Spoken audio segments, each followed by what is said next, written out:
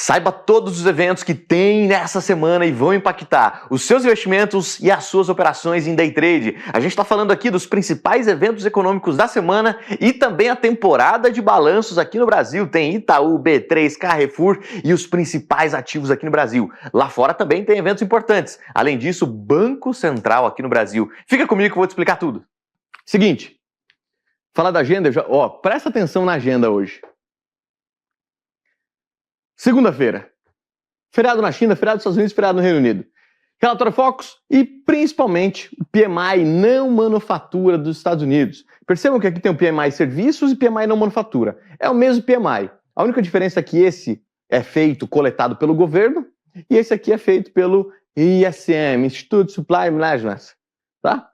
E teremos PMI na China, PMI Caixin, que também é uma instituição que faz essa coleta. Mas o principal dado da segunda-feira é o PMI, é o PMI ISM dos Estados Unidos, esse laranjinha aqui, tá? Terça-feira, nenhum indicador importante, exceto o leilão de títulos americanos de 10 anos, que são títulos muito demandados pelo mercado. E é um momento crucial para a gente ver se nessa taxa, com esse preço, nesse momento, está tendo interesse em financiar o Tesouro Americano. Então isso é importante, tá? Não tende a trazer tanta volatilidade, mas é a única coisa importante na terça-feira. Lembrando que eu vou falar da agenda e eu não estou considerando aqui falas do Trump, falas do Lula e outras falas importantes na semana que podem acontecer a qualquer momento, tá? Mas isso aqui é o que a gente tem precificado na agenda, tá bom? Agora, quarta-feira, sem dúvida nenhuma, é o principal dia da semana, tá? A gente tem aqui produção industrial no Brasil, pouca relevância, e principalmente decisão de política monetária dos Estados Unidos, e depois da decisão de política monetária dos Estados Unidos, tem a coletiva. Então acontece às 3 horas, decisão de política monetária, e às 3h30 tem a fala do Trump, tá? E eu vou estar ao vivo com vocês aqui, operando e pegando essas movimentações do Powell. Inclusive, olha que legal. Isso aqui é bacana, ó. Pessoal, o que o mercado, em relação aos Estados Unidos, está precificando para a próxima reunião, ou seja, para quarta-feira, essa reunião que eu mostrei. 100%, para não falar que é 100%, 96% do mercado não espera nenhuma alteração de juros nos Estados Unidos. Ou seja, já sabemos que não vai mudar, pelo menos baseado no mercado. Agora, para onde que o mercado vai olhar? Para o discurso do Powell. Então, dificilmente, praticamente improvável, impossível que tenhamos uma alteração na política monetária dos Estados Unidos. Se tiver, porque deu ruim. Aí você, nossa senhora, aí você corre para a caverna e vai operar pesado porque deu ruim. Mas praticamente certeza que não teremos alteração. E o mercado vai querer olhar no gogó do Trump. Por quê? Essa reunião de quarta-feira é do dia 7. E o que o Powell falar vai se refletir na próxima reunião, do dia 18 de junho. E aí o mercado precifica a maior parte uma manutenção, ou seja, 64% precifica uma manutenção lá em junho, e aqui já aumentou a aposta de corte. Já subiu para 34%, mais uns 5% aqui. Então, uns 40% de corte. Tá? De possibilidade de corte. Tá bom? Lá para junho. Mas olha aqui, ó.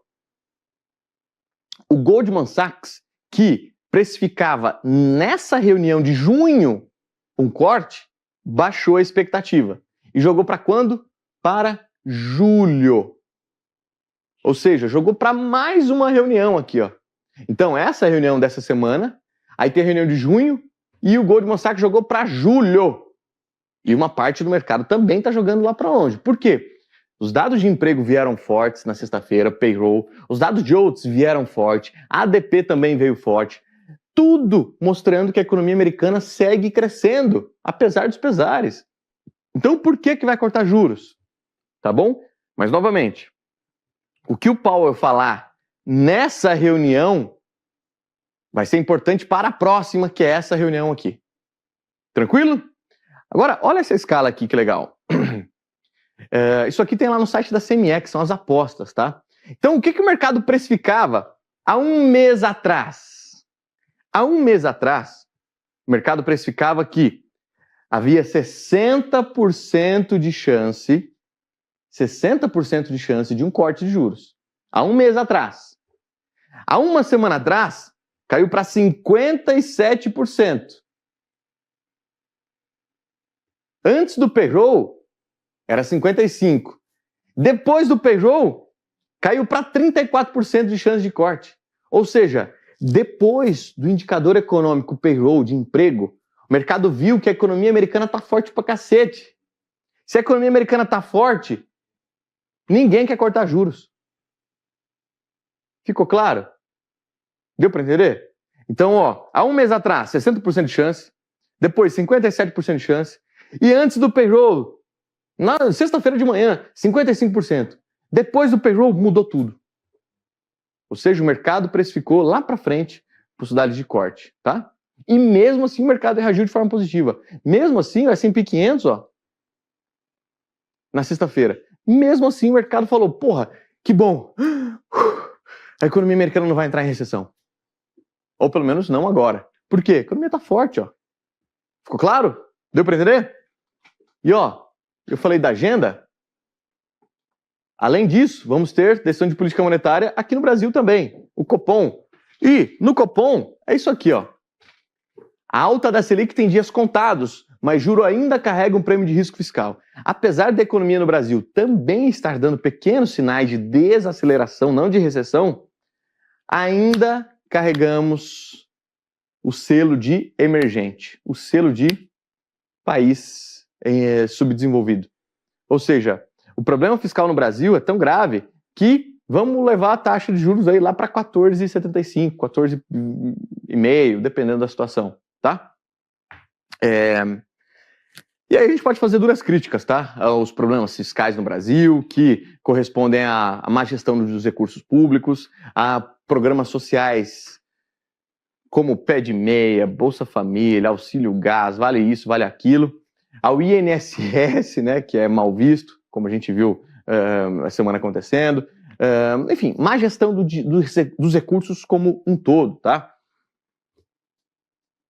Por isso, a gente carrega o selo de país desenvolvido e vamos ter a taxa de juros mais alta, novamente, tá bom? Agora, quero mostrar uma coisa para vocês. Eu falei da agenda, aqui, Falei da agenda, então, de quinta-feira. Pessoal, muito importante isso aqui. Quarta-feira, tá? Decisão de política monetária dos Estados Unidos, decisão de política monetária do Copom aqui no Brasil. Só que essa decisão do Copom só reflete na quinta, porque ela sai com o mercado fechado. E aí, na quinta-feira, a gente não tem tantos indicadores econômicos importantes aqui, tá? Exceto a da reunião de decisão de política monetária do Reino Unido também. Aí, na sexta-feira, olha que legal, eu coloquei bem vermelho aqui. Isso aqui faz tempo que eu não falo disso, tá? Presta atenção nisso aqui agora. Sexta-feira, pós decisão de política monetária dos Estados Unidos, se vai subir ou não. Até aqui, os membros do Banco Central Americano estão no período de silêncio. Eles não podem falar sobre política monetária aqui. Passou a reunião, eles podem falar. E na sexta-feira vai ter um simpósio com Williams, Barr, Kugler, Gosby, Waller e Cook. Sabe quem são esses caras? Num evento só, um na sequência do outro. Presta atenção nisso aqui. Tenho certeza que a maioria de vocês não conhece, mas agora vocês vão conhecer. Isso aqui são os dirigentes do Banco Central Americano. Todos eles. Existem membros que votam em 2025, outros que não votam, outros que votam em 2026, outros que não, e outros que não votam em 2027 e votam também. Quem são os mais importantes para nós agora? Obviamente, os membros que votam, porque é um FONC, Federal Open Market Committee, ou seja, é um comitê de diretores do Banco Central Americano que vão lá e dão o seu voto para aumentar ou diminuir a taxa de juros, certo? E se ele vota, a opinião dele é importante, você concorda? Por exemplo, o Barr é um membro importante e ele vota em 2025, vota em 2026 e vota em 2027. Eu tenho que saber o que esse cara vai falar a qualquer momento. Olha, Christopher Waller, também é um membro importante, ele vota em 25, vota em 26, vota em 27. Ele vota todos os anos. Muito importante. Todos esses 4 aqui primeiros votam e eles vão falar no evento. Só que tem mais uma informação que pode estar passando batido aqui para vocês. Por exemplo, essa coluna do meio eu tenho a escala para ver se esse membro do Banco Central Americano ele é um membro hawk ou dovish. Ou, na verdade, dovish ou hawk. O que significa isso? A gente chama, é um termo técnico, tá? Mas eu vejo se esse cara é um pombo ou ele é um falcão. O que isso significa? Quanto mais para cima ele tiver, mais propenso a cortar taxa de juros ele é. Quanto mais para baixo, mais duro esse cara é, mais falcão, mais propenso a manter taxas altas para trazer a inflação de volta à meta. Certo? E olha quem vai falar. Os 4 mais dovish. Então aqui eu tenho a escala de membros dove. Quanto mais para cima, mais dove. E aqui no meio, eu tenho o cara que está em cima do muro. Ele vai dependendo dos dados. E olha quem vai falar. Goolsbee. Goolsbee, ele está em cima do muro. Não sabe ainda. Mas, ó, ele vota em 2025. Ele não vota em 26, mas ele vota em 25. Muito importante. Depois, Williams.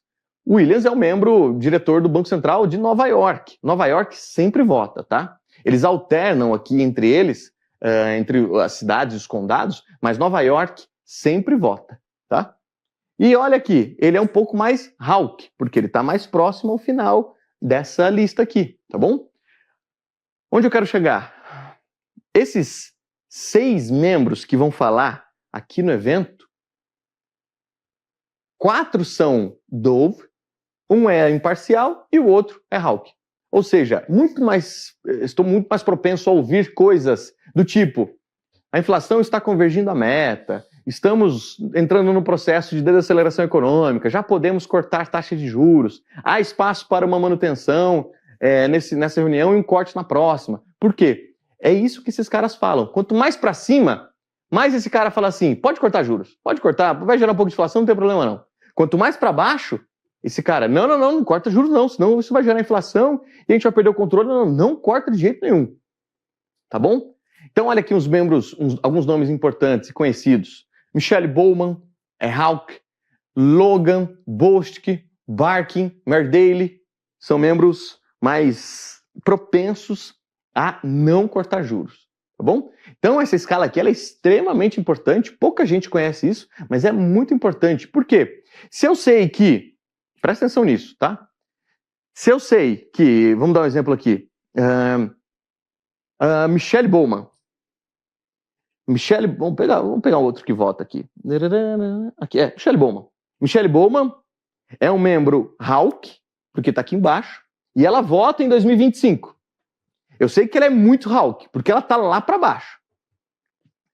Se ela der um discurso falando o seguinte: olha, realmente estou visualizando a economia americana e diante dos indicadores econômicos, estamos observando que a economia americana caminha para um processo de desaceleração. Logo, abre-se espaço para uma análise criteriosa de corte de juros nos Estados Unidos. Sabe o que vai acontecer com a posição da Michelle Bowman? Ela vai sair daqui de hawk e vai vir aqui para dovish. Então, ao invés de 4 dovish, eu vou ter 5. Opa, é mais um voto, lembra? E aí o Banco Central fica mais propenso a cortar juros. Então, por isso, observar o discurso dos membros e olhar para a posição deles nessa escala é extremamente importante, para ver se algum deles aqui vai mudar de opinião, ou algum desses aqui também vai mudar de opinião, tá? Então, por enquanto, a gente tem a maior parte deles não querendo cortar juros. Daqui a pouco, daqui a algumas semanas ou alguns meses, eu vou mostrar isso aqui de novo para vocês, vocês vão ver que esses caras vão estar mais para cima e vai ter mais players, mais membros, mais diretores do Banco Central americano propensos a cortar juros. Bom? Então, muito importante. Fiz questão de trazer essa explicação aqui para vocês, porque na sexta-feira a gente vai ter um evento com 6 dos diretores e 6 diretores que todos eles votam. Se o cara vota, o cara é importante. Tá bom? Muito importante na sexta-feira, então. E detalhe, eles vão falar logo após uma semana inteira de cala a boca. Uma semana inteira de silêncio. Uma semana inteira e depois da reunião do Banco Central americano. Tranquilo? Guardem isso, é extremamente importante. Certo? Agora, ó, além desses indicadores econômicos que vamos ter, o Brasil vai ter uma porrada. O pessoal do research lá da nossa área que a gente fica vai ter trabalho pra caramba, porque olha a quantidade de balanços segunda, terça, quarta, quinta e sexta. Tá?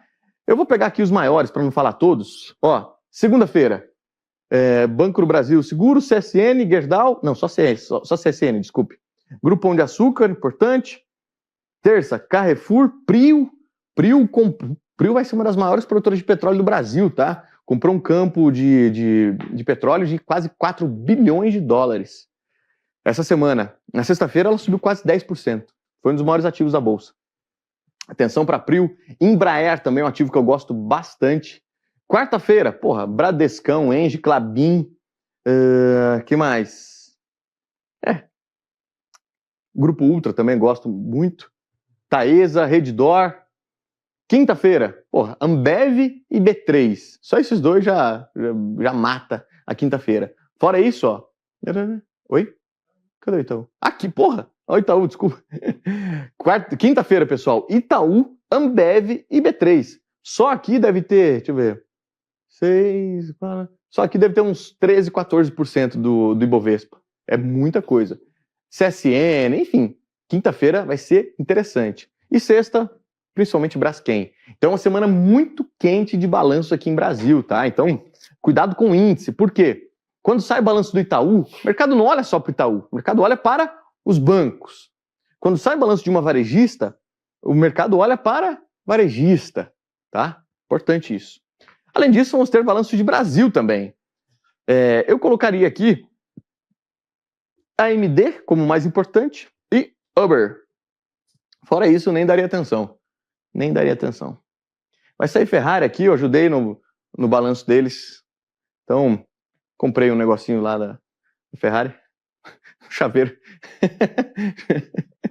Encomendei o chaveiro da Ferrari. Brincadeira. Vai sair AMD e Uber, tá? Então, mais fraco. Ó, sai Mercado Livre também. Uma das maiores empresas da América Latina, mas pra gente aqui impacta muito pouco, tá?